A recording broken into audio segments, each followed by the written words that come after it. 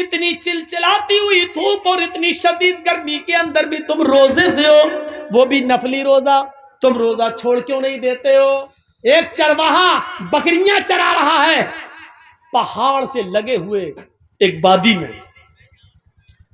حضرت عبداللہ ابن عمر اور ان کے ساتھیوں کو جنگل میں بھوک لگتی ہے، یہ دسترخوان بچھاتے ہیں اور جو کھانا لے گئے تھے اس کو لگا دیتے ہیں۔ جنگل کے چرواہے پر نظر پڑتی ہے، اس کو بلاتے ہیں، چرواہے ادھر آؤ، اے چرواہے ادھر آؤ۔ وہ قریب آتا ہے اور کہتے ہیں کہ آؤ ہمارے ساتھ تم بھی کھانا کھا لو، ہم کھانا کھانے جا رہے ہیں، تم بھی بھوکے ہوگے، صبح سے بکریاں چرا رہے ہو، آؤ تم بھی کھانا کھا لو۔ اس نے جواب دیا، اس چرواہے نے، نہیں نہیں، آپ یہ کھانا کھائیں، آپ تناول فرمائیں، آپ نوش کریں، ہم یہ کھانا نہیں کھا سکتے ہیں اس لیے کہ ہم روزے سے ہیں۔ چرواہا روزے سے۔ عبداللہ ابن عمر کہتے ہیں، اے چرواہے، اتنی سخت گرمی میں اور اتنا بڑا دن ہوتا ہے، یہ بکریاں بھی تمہاری نہیں ہیں، تمہارے مالک کی ہیں، ان بکریوں کو صبح سے شام تک تم اسی جنگل میں چراتے ہو، کوئی بکری کھو نہ جائے اس کے پیچھے پیچھے دوڑتے ہو، اتنی چلچلاتی ہوئی دھوپ اور اتنی شدید گرمی کے اندر بھی تم روزے سے ہو، وہ بھی نفلی روزہ، تم روزہ چھوڑ کیوں نہیں دیتے ہو؟ تم روزہ ترک کیوں نہیں کر دیتے ہو؟ یہ فرض روزے تو نہیں ہیں، نفلی روزے ہیں۔ کہتے ہیں کہ میں اس روزے کو کیسے چھوڑ دوں؟ اسی جنگل میں تو میں رہتا ہوں اور بکریاں چراتا رہتا ہوں، مجھے مسجد میں قرآن پڑھنے کا موقع نہیں ملتا ہے، جنگل میں بھی میری نظر بکریوں پر رہتی ہے، اس لیے کہ کوئی بکری کھو نہ جائے، اس لیے میں زیادہ نوافل نہیں پڑھ پاتا ہوں، اسی لیے تو میں نفلی روزے رکھتا ہوں، میں آخرت کی فکر میں ڈوبا ہوا رہتا ہوں، پتہ نہیں کہ میرا رب آخرت میں مجھے بخشے گا یا نہیں بخشے گا، مجھے معاف کرے گا یا نہیں کرے گا، مجھے جتنی عبادت کرنی چاہیے اتنی عبادت ہم نہیں کر پاتے ہیں، کیونکہ میرے مالک کا حکم ہے ان بکریوں کو چراؤ، اس لیے میں چرانے آتا ہوں، کیونکہ مالک کے ساتھ بے وفائی نہیں کر سکتا ہوں، میں جس کا غلام ہوں، مجھے اس کی بات ماننا پڑتی ہے۔ حضرت عبداللہ ابن عمر نے کہا اپنے ساتھیوں سے، اس چرواہے کا امتحان لینا چاہیے، وہ بکری چرانے میں لگ گیا، تو حضرت عبداللہ ابن عمر نے پھر اس کو بلایا، ادھر آؤ، وہ آیا، کہنے لگا کیا بات ہے بھائی، میں بکریاں چرا رہا ہوں، میں کہہ دیا ہوں روزے سے ہوں، میں نہیں کھانا کھاؤں گا، کہا ایسا ہے کہ میں ایک بکری تم سے خریدنا چاہتا ہوں، ایک بکری تم مجھے بیچ دو، ایک بکری تم مجھے دے دو۔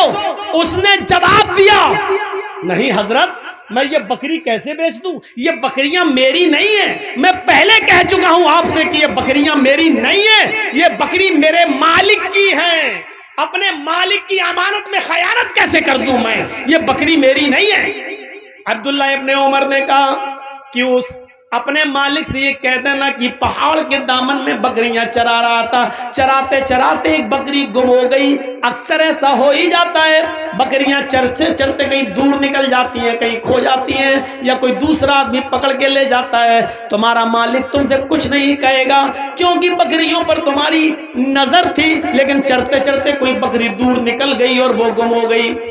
کہہ دینا ایک بکری بھیڑیا کھا گیا، یا کہہ دینا کہ ایک بکری کو بھیڑیا مار کے کھا گیا، تم ایک بکری مجھے بیچ دو، ہم اس کو ذبح کریں گے اور وہیں پکائیں گے کھائیں گے، اور شام کو تمہیں بھی پکا ہوا بھنا ہوا گوشت دے دیں گے، تم اس گوشت سے روزہ افطار کر لینا، کیونکہ تم روزے سے ہو، ہم شام کو اس بکری کو کاٹ کر ذبح کر کے اس کا گوشت پکا کر تمہیں بھی دے دیں گے، تم اس سے افطار کر لینا۔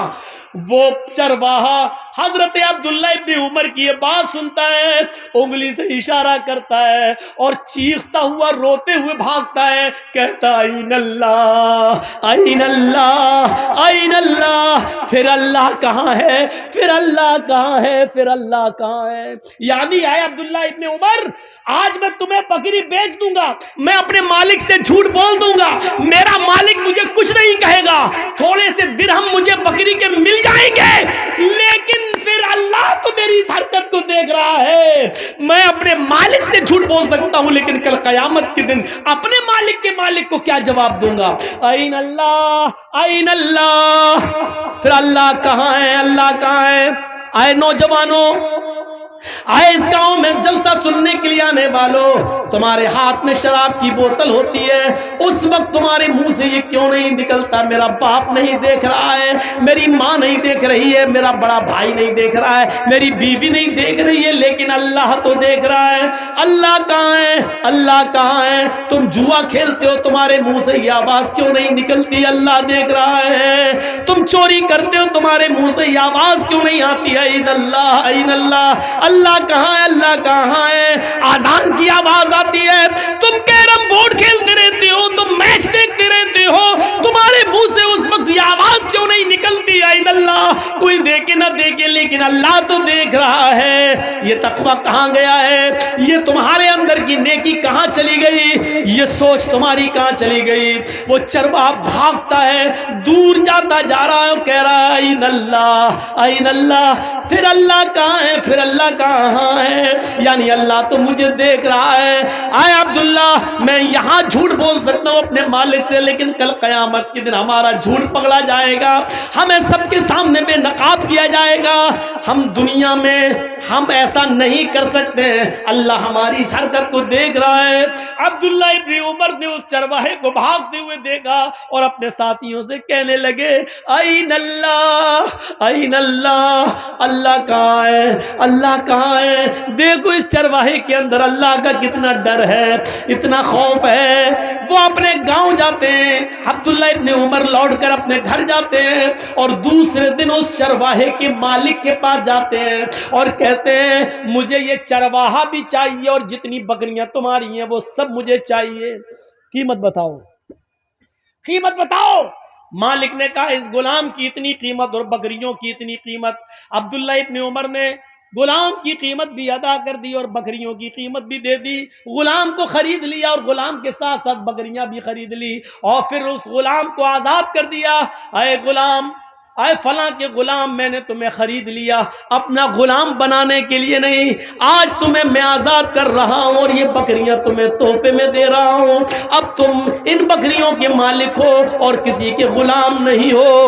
این اللہ، یہ کلمہ، اس جملے نے تمہیں آج غلامی سے نجات دلا دی ہے۔ اسی طرح اللہ سے ڈرتے رہنا، انشاءاللہ اللہ سے اسی طریقے سے ڈرتے رہو گے تو یہی ڈر قیامت کے دن جہنم سے بھی تمہیں آزاد کر دے گا، جہنم سے بھی تمہیں نجات دلا دے گا۔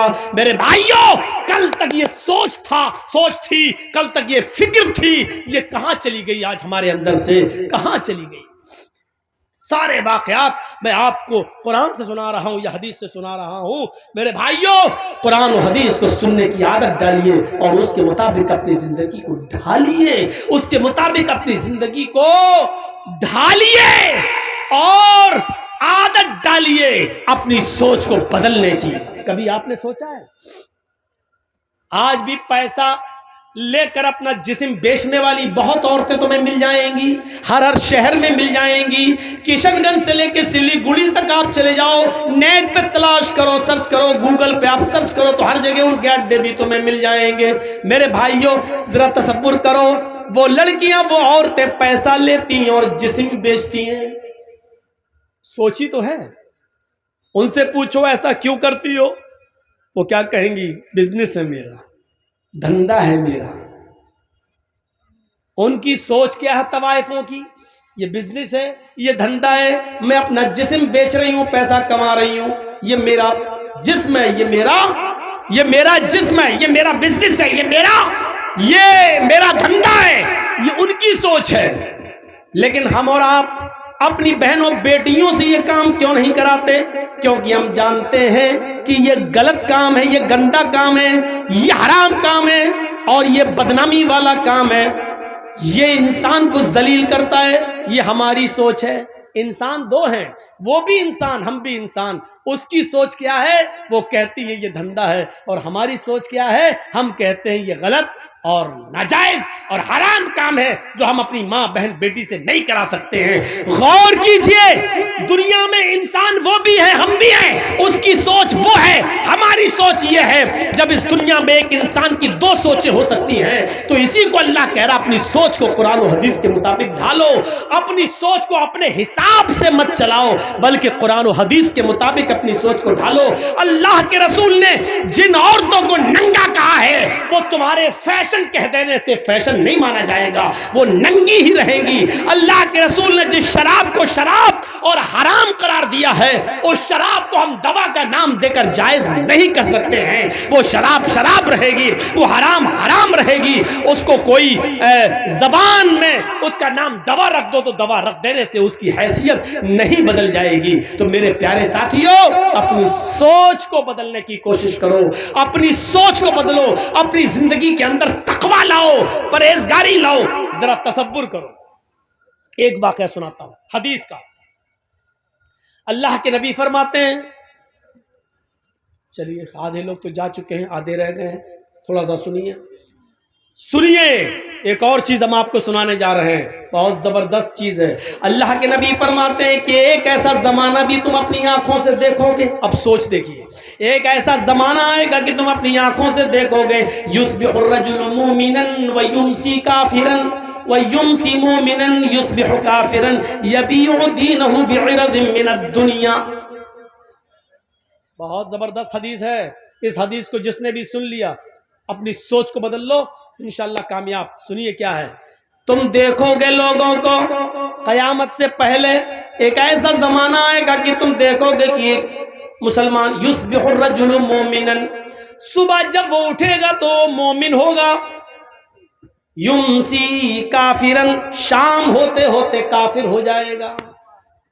لیجئے، کون آدمی؟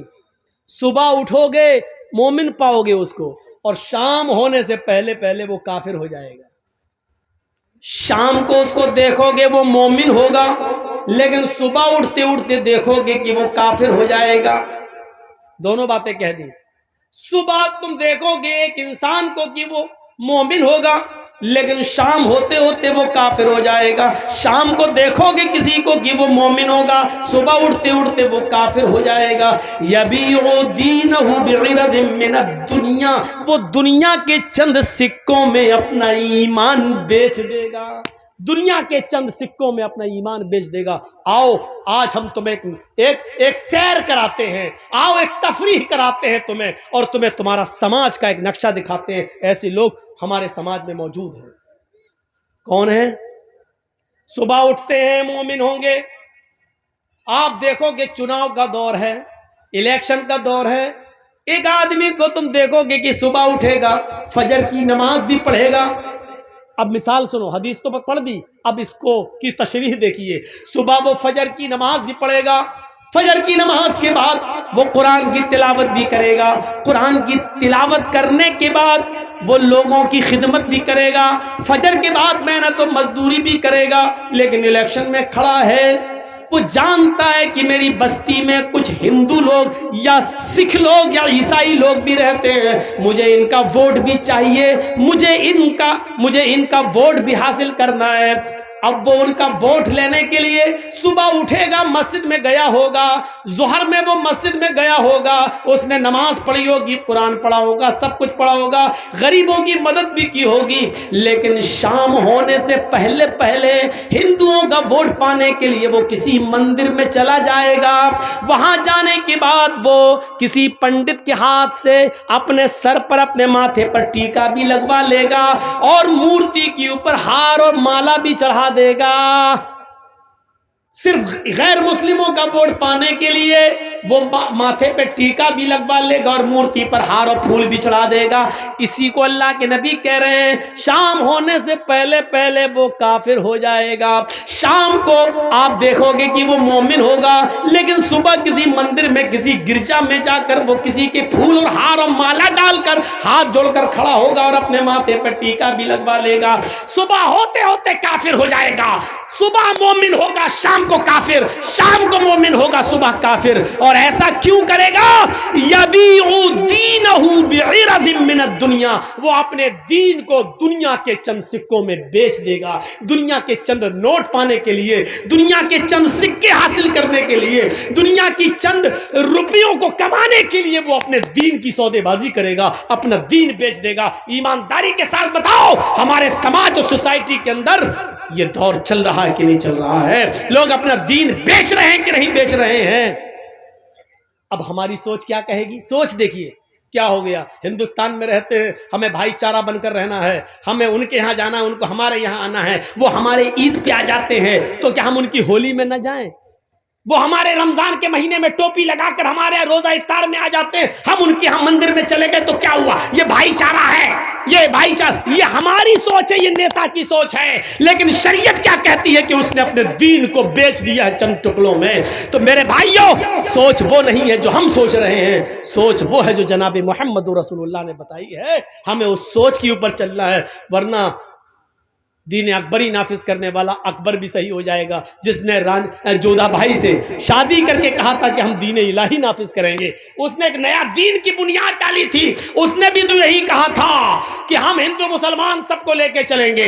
اسلام ہندو بھائیوں سے نفرت کرنے کی اجازت نہیں دیتا، یقیناً اسلام ہندو بھائیوں سے پیار کرنے کی اجازت دیتا ہے، عیسائیوں سے محبت کرنے کی اجازت دیتا ہے، سکھ اور جینیوں سے محبت کرنے کی اجازت دیتا ہے۔ ہاں، ہمارا اسلام تو یہ کہتا ہے یا ایھا الناس ان خلقناکم من ذکر و انثی، ہندو مسلم سکھ عیسائی ان سب کا باپ ایک ہے آدم، اور ان سب کی ماں ایک ہے حوا، تم سب ایک باپ کے اور ایک ماں کے بیٹے ہو۔ ہاں، ہمارا اسلام یہ کہتا ہے کہ تم سب بھائی بھائی ہو، لیکن ہمارا اسلام مسجد چھوڑ کر کسی کے مندر میں جا کر ہار و پھول چڑھانے کی اجازت نہیں دیتا ہے۔ میرے بھائیوں، بھائی بھائی کا مطلب یہ ہے کہ وہ بیمار ہو جائے تو اس کی دیکھ ریکھ کرو، اس کو پیسوں کی ضرورت پڑ جائے تو اس کو دو، اس کے گھر میں چولہا نہیں جل رہا ہے تو آپ اس کی مدد کرو، اگر وہ موت و زندگی کی کشمکش میں ہے اور اس کو اس کے گروپ کا بلڈ نہیں مل رہا ہے، تم پڑوس میں رہتے ہو، تمہارا بلڈ اس کے بلڈ کے گروپ سے مل رہا ہے،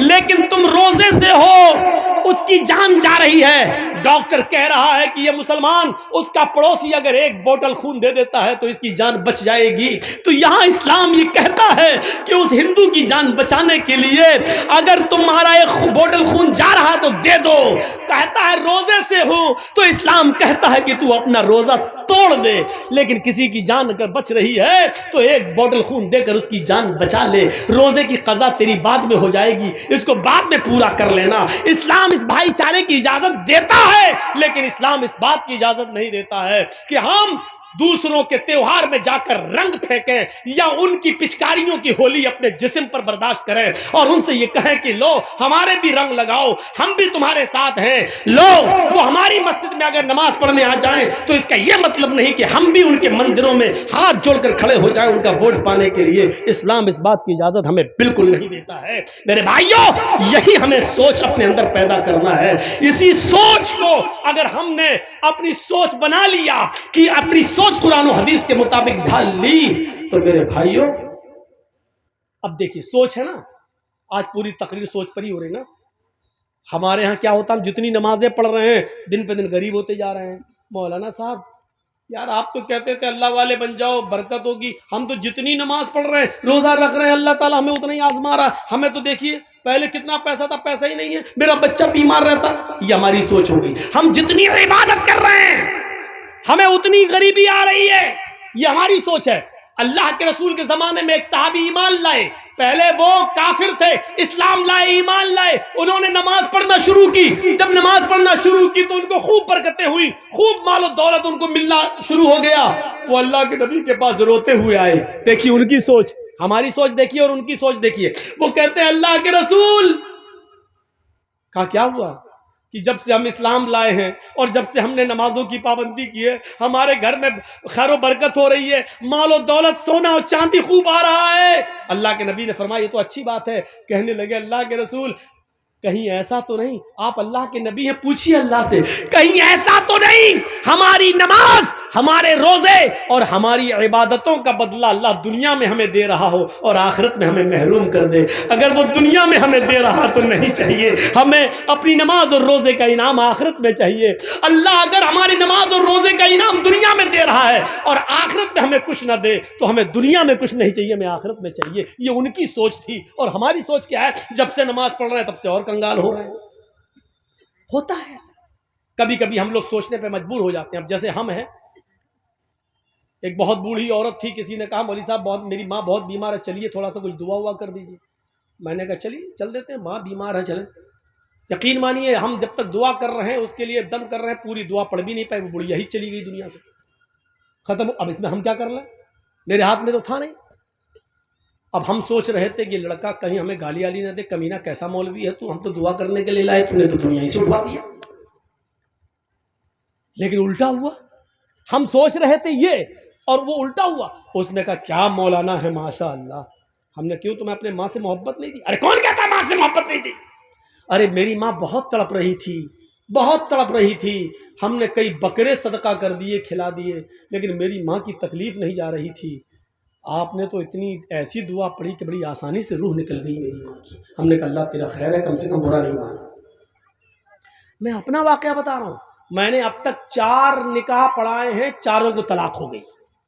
میرا پڑھایا ہوا ایک بھی نکاح نہیں ٹکا. اب میں پڑھاتا بھی نہیں ہوں. حالانکہ یہ مطلب نہیں کہ اب پڑھاؤں گا تو ٹکے گا نہیں, لیکن میں پڑھاتا نہیں ہوں. کیوں؟ جس کو کہتا ہوں کہ میں نے 4 پڑھائے ہیں, چاروں کو طلاق ہو گئی, وہ کہتا مولانا صاحب کھانا کھا لیجئے لیکن نکاح مت پڑھائیے, نکاح نہیں پڑھائیے. اب میں سوچ رہا ہوں کہ وہ چاروں لوگ ناراض نہ ہو کہ دیکھو مولوی جرجیس نے میرا نکاح پڑھایا اور ہمارے نکاح ٹوٹ گئے, اور چاروں خوش ہیں. یہ الٹا ہو رہا ہے. یہ چاروں خوش ہیں. جو لڑکیاں اپنے شوہروں کے ساتھ پریشان تھی وہ بڑی خوش ہے کہ میرا نکاح, میرے دولہا کا نکاح مولانا جرجیس نے پڑھایا, ہمیں چھٹکارا مل گیا. وہ اپنی سہیلیاں, جن کی سہیلیاں پریشان ہیں, وہ کہتی کاش تیرے دولہا کا نکاح مولانا جرجیس نے پڑھایا ہوتا تو تو بھی چھٹکارا پا گئی ہوتی. تو الٹا ہو رہا ہے. ہم سوچ رہے ہیں کہ کبھی غلط نہ کہیں, لیکن وہ لڑکے بھی خوش, لڑکیاں بھی خوش, بہت اچھا چھٹکارا مل گیا. تو کبھی کبھی ایسا ہوتا ہے, ضروری نہیں کہ ہم جو سوچیں وہی صحیح ہو.